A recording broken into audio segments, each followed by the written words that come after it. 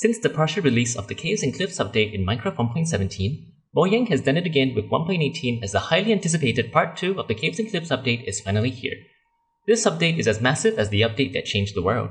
So, whether you're a seasoned veteran or a player coming back from a break, my name is Sand Vox Nate, and here's everything you need to know about Minecraft's Caves and Cliffs Part 2 update.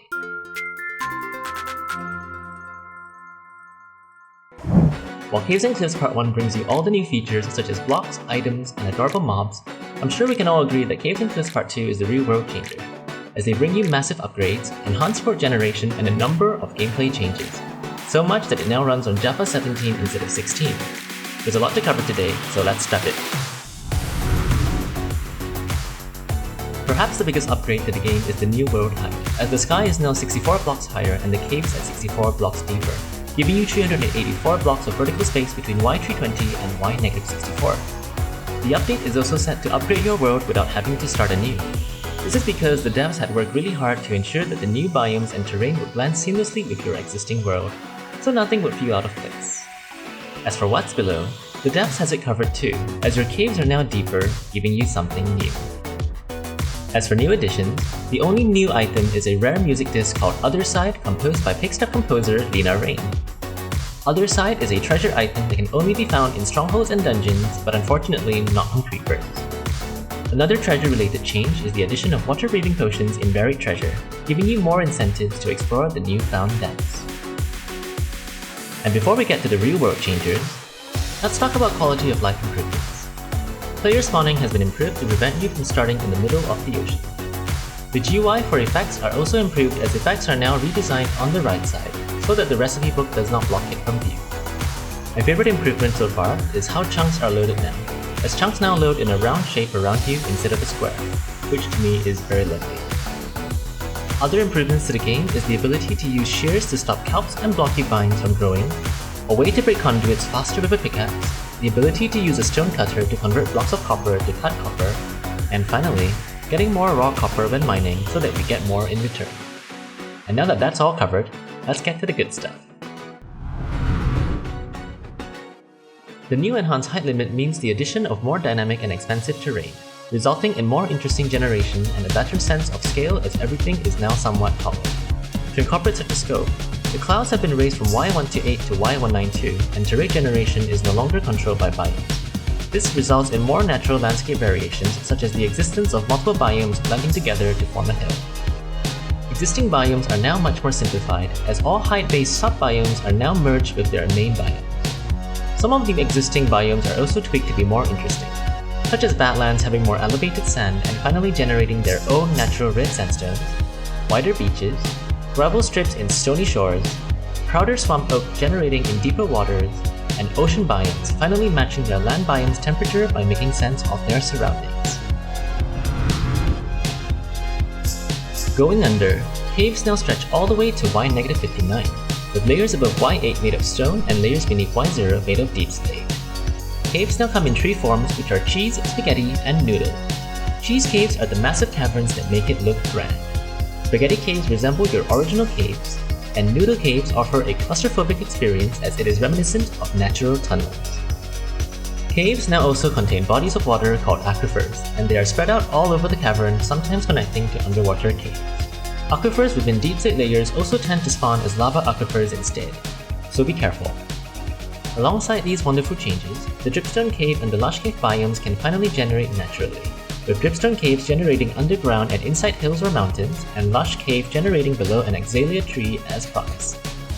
Aquifers in these two biomes act very differently, with the dripstone aquifers spawning drowned for dread, and the lush aquifers spawning tropical fishes and axolotls as pretty add-ons to the lush environment. Generation of natural underground structures have been tweaked as well. Dungeons now generate more below Y0, fossils in the deepest parts now spawn with diamond ores, and amethyst geode only generating below Y30. Ore distribution have also been revamped, as there are now strategic layers for ore mining now compared to the ore generation of 1.17. Because of this, each ore now has a peak frequency in which they generate more often, such as coal at Y96, copper at Y48, iron at Y16, lapis lazuli at Y0, gold at Y-16, and redstone and diamond at the deepest parts of the caves. It is also worthy to note that some ores generate more in certain biomes such as the Badlands, and sometimes, depending on where you are, it is better to mine higher than lower. Besides that, ore veins now generate in the game as rare stringed formations with an abundance of resources, and they can be either copper or iron. Copper ore veins are mixed with granite and can generate blocks of raw copper, while iron ore veins are mixed with tuff and can generate with blocks of raw iron.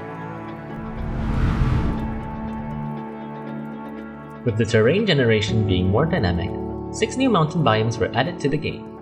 Among these biomes, 3 of them represents the slopes leading up to a mountain, while the other 3 biome represents the peak of a mountain. The slope biomes are the meadows, the groves, and the snow slopes. Meadows are flowery slopes home to flowers, mammals, and bees. They border temperate biomes where they don't snow. Groves, however, border forest biomes, and they are filled with snow and spruce trees. As for the snowy slopes, they border snowy biomes and only rabbits and goats can naturally spawn there. All slopes will lead up to a peak, where it can either be stony, jagged, or frozen. Stony peaks are covered in stone, gravel, and strips of calcite. They tend to border warm biomes such as jungles or savanna. Jagged peaks, on the other hand, are snowy and they are ruled by the goats who spawn there. As for frozen peaks, they are covered in snow and ice, where they tend to border cold to snowy biomes such as taiga or ice spikes. If there are new biomes, there will be new music, as new ambient music were composed by Lina Rain and Tanio Kakumi to accompany both the cave and mountain biomes. So, if you ever hear them, feel free to slow down to give them a listen.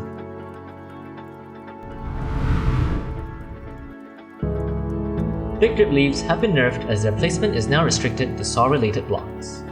Meanwhile, advancements have been tweaked with Light as Rabbit under Sweet Dreams and with Adventure Time leading you to visit 8 new biomes.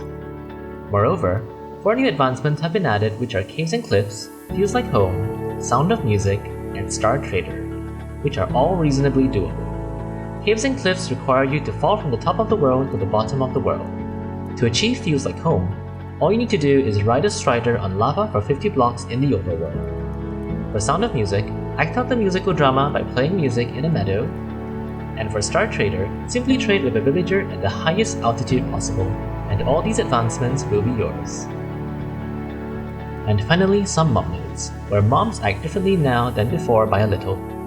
These notable changes involve illagers not attacking baby villagers, and their men taking damage from water potions, horses, donkeys, and mules following you if you are holding golden apples or carrots, and llamas following you if you have hay bales. Another significant note is the change of how mobs spawn since the world around them had become more specific. These includes axolotls only spawning in lush cave aquifers, squid, dolphins, and fishes only spawning between Y50 and Y64, glow squid spawning only below Y30, goats spawning only in snowy slopes, jagged peaks, and frozen peaks, and finally, the best feature of them all, hostile mobs now only spawn in areas where the block light level is equal to 0. This means that we can now finally create dim builds without worrying about a mob infestation. Now that you know most of the important stuff, it is worthy to note that all these changes are applied to the amplified and large biome world types as well. Here's a credit list for all the block and item texture changes where I talk my way out. Thank you for watching. My name is Sand Vox Nate. You guys have been awesome, and I'll see you in the next one. Bye bye!